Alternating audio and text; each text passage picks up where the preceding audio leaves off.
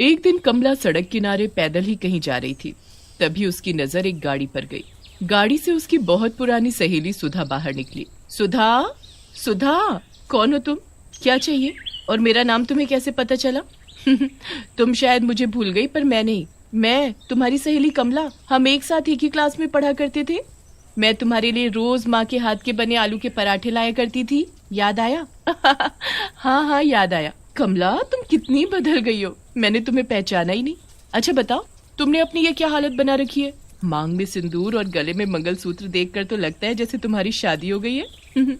तुमने सही कहा, मेरी शादी गांव में हुई है और मैं वहाँ बहुत खुश हूँ। एक 4 साल की बेटी भी है मेरी, पर वो वहीं अपने पिताजी के पास गांव में ही है। अपने पिताजी को वो बहुत प्यार करती है ना, तो उन्हें एक पल भी नहीं छोड़ती। मुझे यहाँ कुछ काम था, इसीलिए आई थी। ओह माय गॉड, ये तुम क्या बोल रही हो? शहर में पढ़ी लिखी और शादी गांव में, कैसे रहती होंगी तुम वहाँ? मुझे देखो, मेरे माँ बाप ने मेरी शादी एक रईस खानदान में की है। आराम से एसी में रहती हूँ, और तो और 2 कदम चलने के लिए भी मैं गाड़ी में ही जाती हूँ।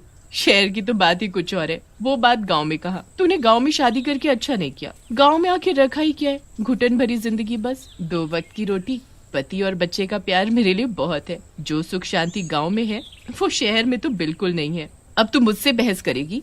अरे मैं कह रही हूँ ना कि तुम्हारे गांव से अच्छा हमारा शहर है। दोनों बहस पर उतर आते हैं। बातें करते करते उन्हें काफी रात हो जाती है और उन्हें ये नहीं पता था कि वो सड़क के बिल्कुल बीचों बीच आ गए हैं। तभी सामने से एक ट्रक आता हुआ दोनों को कुचल कर चला जाता है। मरते ही दोनों सहेलियां चुड़ैल बन जाती हैं।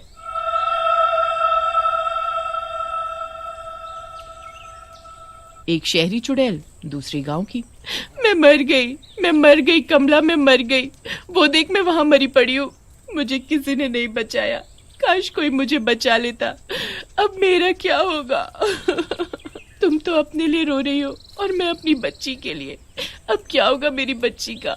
वो बिना माँ के कैसे रहेगी? अरे हाँ, मैं तो भूल ही गई थी। उसके पिताजी उसकी माँ से भी ज्यादा उसे प्यार करते हैं। वो संभाल लेंगे उसे। अगर तुम हमारे गांव में होती तो तुम्हें एक खरोच तक नहीं आती। तुम फिर शुरू हो गई। ठीक है, फिर अब से हम एक काम करते हैं। तुम यहाँ शहर में रहोगी और मैं गांव में। तभी पता चलेगा कि गांव अच्छा है या शहर। फिर क्या था, दोनों एक दूसरे की जगह बदल लेते हैं। चुड़ैल बनी कमला शहर में रहती है और सुधा चुड़ैल का रूप लिए कमला के गांव में पहुंच जाती है। जैसे ही सुधा गांव में पहुंचती है, उसका एक पैर गाय के गोबर में पड़ जाता है। ओह माय गॉड, ये छी छी, क्या है? मेरा पैर, ये मेरे पैर में क्या लग गया? इससे कितनी बदबू भी आ रही है। छी, ओ, ऐसा लगता है कि अभी उल्टी हो जाएगी।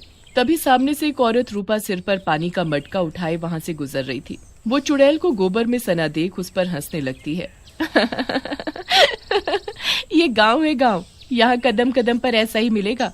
संभल कर चलो चुड़ैल रानी। तुमने मुझे चुड़ैल कैसे बोला? तुम्हारी हिम्मत कैसे हुई मुझे चुड़ैल बोलने की?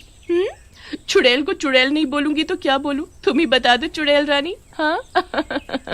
अरे मैं तो भूल ही गई थी कि मैं अब एक चुड़ैल हूँ। पहले जैसी नहीं दिखती अब मैं। अच्छा ये बताओ, मैं चुड़ैल हूँ, तुम्हें मुझसे डर नहीं लग रहा? हमारे गांव में आए दिन चुड़ैल घुस आती हैं। उन्हें हम मारते नहीं हैं, बल्कि उनसे पूछते हैं कि वो किस कारण से चुड़ैल बनी। आखिर उनकी क्या मजबूरी थी जो वो चुड़ैल बन गई मरने के बाद। फिर हम सब गांव वाले मिलकर उसकी इच्छा पूरी करते हैं और उसे मुक्ति दिला देते हैं, ताकि वो गांव वालों को दुखी न करे। उसके बाद वो चुड़ैल फिर कभी गाँव में दिखाई नहीं देती। अच्छा, तुम अपना ये गोबर वाला पैर आगे करो ताकि मैं इसे धो सकूं। What you mean गोबर? ये गोबर क्या है? इससे तो बहुत गंदी बदबू आ रही है। ये गाय का गोबर है, मतलब गाय की पोटी। छी, तभी कहूँ इससे इतनी बदबू क्यों आ रही है। ये लो, जल्दी धो दो मेरा पैर। रूपा मुस्कुराती हुई वहाँ से आगे निकल जाती है।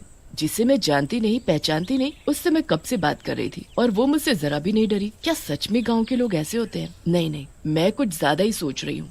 अभी तो यहाँ आई हूँ, अभी तो पूरा गांव देखना बाकी है। इस गांव में आते ही मेरी क्या हालत हो गई। सोचो वहाँ शहर में कमला का क्या हाल हो रहा होगा। वहाँ शहर में कमला इधर उधर भटक रही थी। उसे छुपने की कोई जगह ही नहीं मिल रही थी।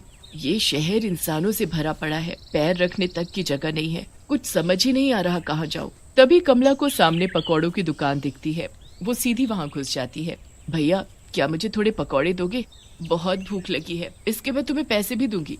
हाँ हाँ, क्यों नहीं। मैं भी तुम्हें कोई फ्री में तो दूंगा नहीं है, पैसे तो देने ही पड़ेंगे। जैसे ही वो भैया सिर उठाकर चुड़ैल को देखता है तो उसे देखकर डर से थर थर कांपने लगता है। तुमने पहले क्यों नहीं बताया कि तुम चुड़ैल हो? मैं तुमसे पैसे ही नहीं मांगता है। तुम ये पकोड़े फ्री में खाओ, पर मुझे मत खाना, चाहे तो सारे खा लो। पकौड़े वाला भैया तुरंत वहाँ से भाग खड़ा होता है और एक तांत्रिक को अपने साथ बुला लाता है। वो देखो, वो रही चुड़ैल। मेरी दुकान पर चुड़ैल ने कब्जा जमा लिया है। बाबा, अब आप इसे अपनी तंत्र विद्या से भगा दो। आपको जितना पैसा चाहिए मैं तुम्हें दूंगा। हाँ। ऐसी पता नहीं कितनी ही चुड़ैलों को हमने भस्म किया है।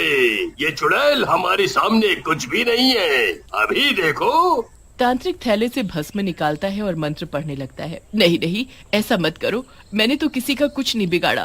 फिर तुम लोग बिना वजह मुझे क्यों तड़पा रहे हो? इससे पहले कि ये तांत्रिक मुझे भस्म करे, मुझे यहाँ से गायब होना होगा। चुड़ैल फौरन वहाँ से गायब हो जाती है और किसी के घर पहुँच जाती है। अगर मैं थोड़ी देर और वहाँ रहती तो उस तांत्रिक ने मुझे भस्म ही कर दिया होता। पर ये मैं कहाँ आ गई? चुड़ैल मनोहर के घर में थी। मनोहर जैसे ही नींद से उठता है, उसकी पत्नी उसके लिए कॉफी लेकर आती है और मनोहर के हाथ में थमा देती है। चुड़ैल चुपके से ये सब देख रही थी। छी, कितने गंदे लोग हैं ये। बिना हाथ मुंह धोए, बिना नहाए कैसे बिस्तर में ही चाय पी सकते हैं? हमारे यहाँ तो उठते ही सबसे पहले नहाते हैं और उसके बाद पाठ पूजा, फिर जाकर चाय पानी करते हैं। और यहाँ देखो, मुझे तो पहले ही शहर पसंद नहीं था, इससे तो हमारा गांव अच्छा है। यहाँ चुड़ैल कमला और वहाँ चुड़ैल सुधा भटक रही थी। सुधा अपनी मस्ती में यहाँ वहाँ देखती हुई जा ही रही होती है कि तभी उसकी नजर कुछ खेलते हुए बच्चों पर पड़ती है। ये देखो गांव के बच्चों को। हमारे शहर में बच्चे सुबह उठकर स्कूल जाते हैं और यहाँ गांव के बच्चों को देखो, मिट्टी में खेल रहे हैं।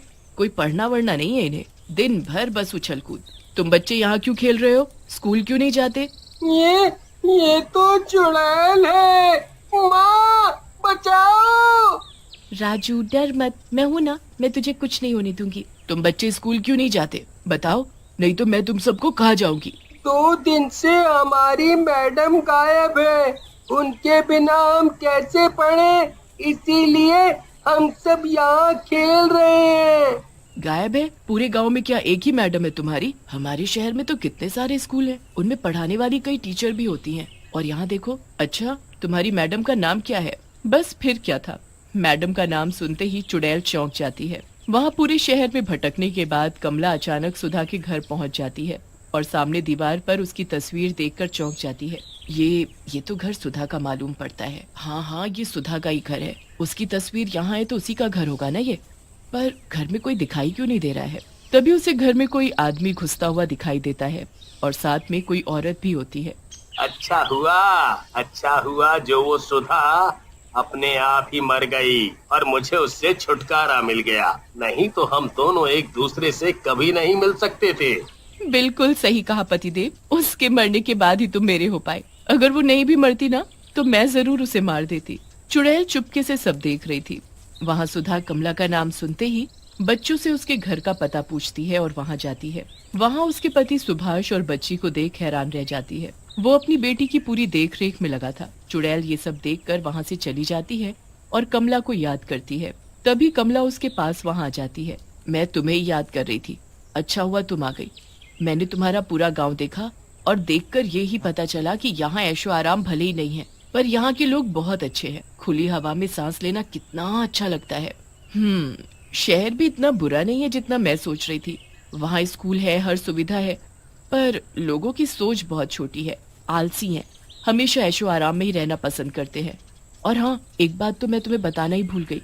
मैं तुम्हारे घर गई थी, तुम्हें मरे हुए 2 दिन भी नहीं हुए कि तुम्हारे पति ने दूसरी औरत से शादी कर ली। वो अब वहीं तुम्हारे घर में रहती है। सुधा ये सब सुनकर रोने लगती है।